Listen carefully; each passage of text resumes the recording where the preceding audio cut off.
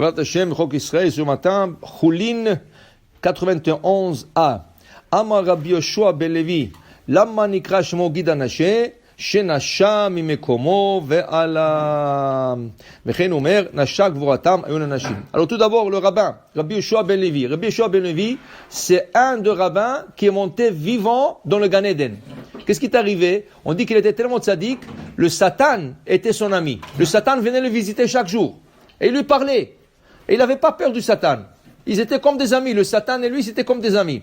Et un jour, le Satan lui dit, tu sais, bientôt, tu dois quitter ce monde. Viens, je te montre ta part dans Gan Eden. Il dit, non. Je vais aller avec toi. Tu sais, on est des amis, mais il faut pas exagérer. Je peux pas aller avec toi. Tu vas me monter là-bas, tu vas me rester là-bas. Non, c'est pas encore là. Il dit, non, je te promets. Je te retourne. Il dit, tu sais quoi?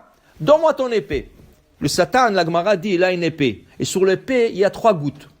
Première goutte, quand la regardez, quand une personne décède, il décède avec la bouche ouverte. Quand il ouvre la bouche, quand il voit le Satan, il a peur, il ouvre la bouche, le Satan, il lui fait couler 3 gouttes. Première goutte le tue. La deuxième, elle lui fait changer la couleur. Alors la personne, regardez, une personne meurt, devient vert. Et la troisième, il commence à pourrir. Ça donne une mauvaise odeur.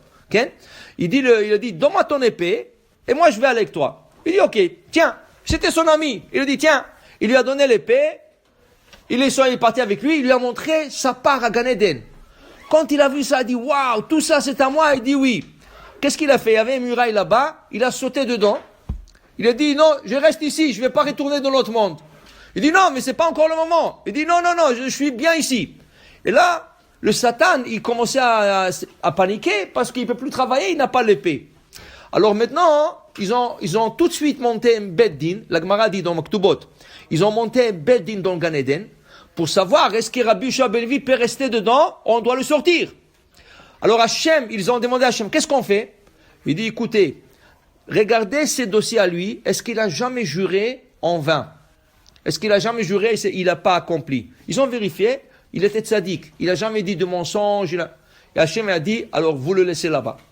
Mais à condition qu'il retourne l'épée au Malach HaMavet. Alors il a retourné l'épée et il est resté vivant corps et âme dans Gan Eden. Il est rentré corps et âme dans Gan Eden. Okay? Viens Rabbi Yoshua ben Levi, alors il nous dit ce matin, Lama nikra shemo Gid Hanashe. Le nerf sciatique. Pourquoi on dit Gid? Le nerf Hanashe. D'où vient ce mot? Hanashe. Shenasha mimekomo. Le Gid Hanashe qui s'est déplacé. De quoi on parle? Yaakov s'est battu contre l'ange toute la nuit.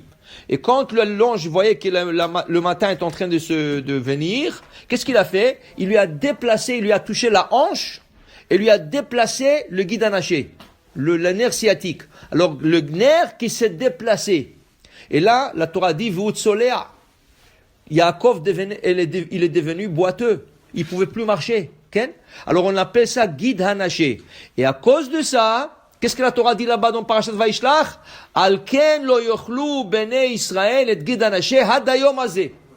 À cause de ça, que le guide s'est déplacé, ce nerf-là, il s'est déplacé de sa place, on ne mange pas le nerf sciatique. Là, quand tu abats un animal, il faut enlever son nerf sciatique. Il y a des règles, c'est pas tout le nerf sciatique, c'est rien que la patte à droite, mais on n'a pas le droit de manger le nerf sciatique. Chez Nasham Mekomo, dit la Gemara, maintenant il boitait. On dit, Vaizrach lo hashemesh. Le lendemain matin, la Torah nous dit, et le soleil se leva pour lui, pour Yaakov.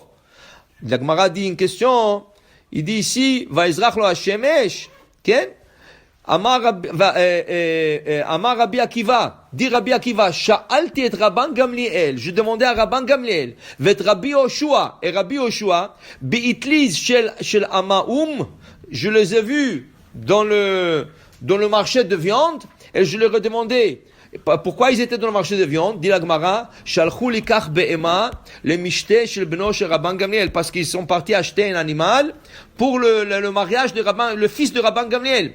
Ktiv, Vaizrach lo hashemesh, dit Rabbi Akiva, V'chi hashemesh lo levad zarcha, alors le kol ha'olam zarcha. Pourquoi le Torah dit Vaizrach lo hashemesh? Le soleil se leva pour lui, pour Yaakov.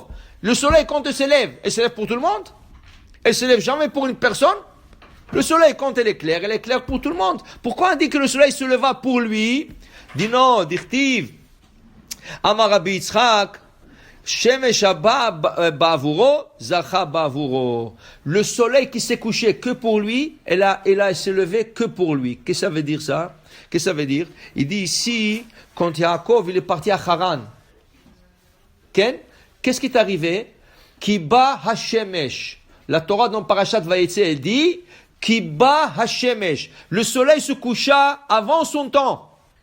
Pourquoi? Parce qu'Akadosh Baruch Hu voulait qu'Yaakov dort à Bethel, et il voit le rêve avec l'échelle. Le soleil, elle a couché 2 ou 3 heures avant son temps. Maintenant que le soleil s'est couché 2-3 heures avant, dans la création du monde, il y a un problème. Il y a un décalage. Et il faut remettre les choses, le pendule à l'heure. Comment tu fais ça? 22 ans plus tard, Yaakov il revient, il se bat avec l'ange, et il se déplace, il se fait déplacer le nerf sciatique, et il boite. Qu'est-ce qui fait guérir une personne? Le soleil. Alors il dit ici, Vaizrachlo Hashemesh. Le soleil se leva pour lui. Dit Rabbi Yitzchak, elle s'est couchée pour lui plus tôt, et s'est levée pour lui plus tôt. Après toute la lutte avec l'ange, le soleil se levait 2 ou 3 heures avant son temps. L'eau, pour lui et pas pour le reste du monde. Oui, il a éclairé pour le reste du monde, mais elle s'est levée spécialement pour lui avant son temps. Alors, comment? Les rapotes. Pourquoi? Sheneemar, Shemesh Tzedaka ou Marpe Biknafea. Le soleil guérit. Pourquoi le soleil guérit? Le Midrash nous dit pourquoi le soleil guérit. Avraham Avinu avait un collier. Sur le collier, il y avait une pierre. On dit tout celui qui regardait la pierre d'Avraham Avinu guérissait. Okay? Alors tout le monde se pose la question, alors comment ça se fait que quand il a fait la circoncision, il fallait envoyer 3 anges pour le guérir? Pourquoi il ne s'est pas guéri en regardant la pierre? Dit la Gemara, En chavush matir et atzmo bet asurim. Quand quelqu'un il est en dehors de la prison, il peut aider aux autres sortir de la prison. Quand lui-même est dans la prison, il ne peut pas sortir. Il a besoin des autres pour le sortir. Abraham guérissait tout le monde. Il ne pouvait pas se guérir lui-même avec la pierre. Alors Hachem a envoyé des anges. Avant de quitter ce monde, Abraham avait peur que cette pierre tombe dans les mains qui ne sont pas bien. Qu'est-ce qu'il a fait? On dit que le Midrash dit il a jeté en direction du soleil, et la pierre, on dit, elle a fait le chemin jusqu'au soleil et est restée là-bas. Depuis, quand tu regardes le soleil, quand tu reçois le rayon du soleil, ça te chauffe. Shemesh tzedaka ou marpe biknafea. Le soleil, c'est comme la tzedaka et la guérison. C'est pour ça qu'on dit que le soleil guérit. Alors le vatizrach lo hashemesh, le rapoto mitzalaato, elle a se levé pour lui, pour le guérir de fait qu'il boitait. Baruch Adonai le'olam, amen ve amen.